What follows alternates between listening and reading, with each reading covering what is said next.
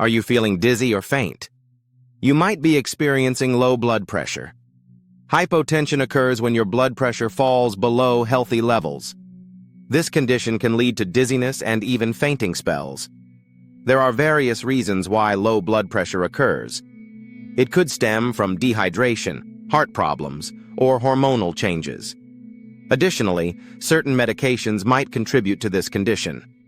Don't overlook low blood pressure. It can pose significant risks.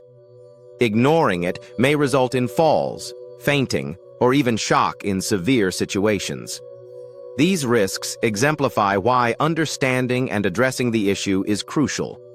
You can tackle low blood pressure with the right treatment options. Begin by drinking more fluids and increasing your salt consumption. Wearing compression stockings can also help. In some cases, a doctor might suggest medication as well.